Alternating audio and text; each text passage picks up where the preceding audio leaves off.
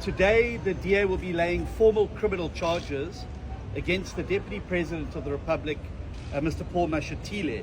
And this follows several allegations of corruption leveled against him, which span a number of decades.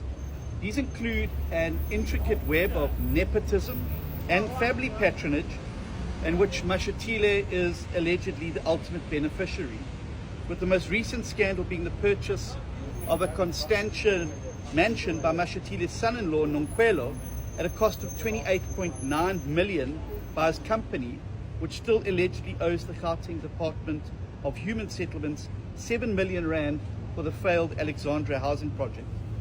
The DA has also submitted a formal complaint to Parliament's Joint Committee on Ethics and Members' Interest for a breach of the Code of Conduct by Mashatile for failure to disclose registrable interests or for willfully or negligently providing the registrar with incorrect or misleading details. Mashatile also faces allegations for having misled Parliament for failing to declare his use of various properties, including a 37 million rand waterfall house in Gauteng. In addition to this, Mashatile also breached the Code of Conduct by failing to act in all respects in a manner that is consistent with the integrity of the office of his government.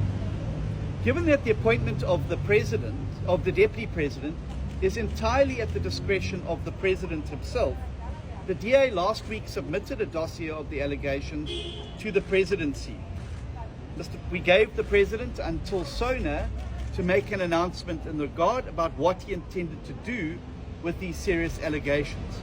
To date, the President has remained completely unresponsive to any of the allegations and refuses to answer questions around the suitability or otherwise of his appointment as the Deputy President of Mr. Paul Mashatile.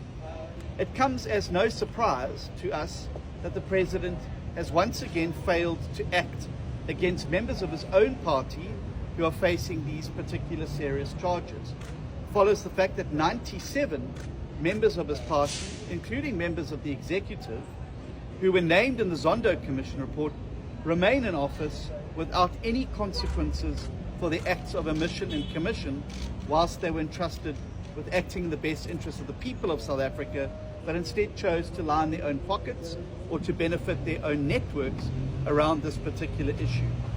I want to pay tribute this morning as well to the brave journalists at News 24 and other news outlets who have doggedly pursued this particular matter. News 24's series called Mashatile Unmasked has traced the money, it has followed the connections in various locations, and I think has done exceptional work in bringing this matter to the public's attention.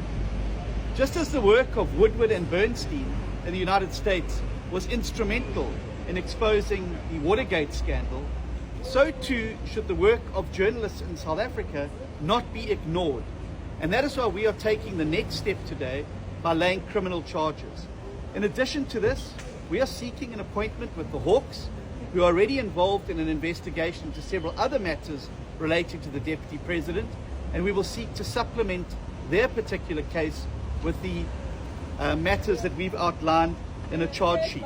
We've converted all of the allegations that emerge from the journalists' expose of the Deputy President, but also some of the work that we've been doing around getting to the bottom of some of these things that have happened. And these have now been turned into a formal charge sheet, which will be lodged with the SAPS. We believe that it is in the interests of South Africa for the President Ramaphosa to break his silence about his deputy.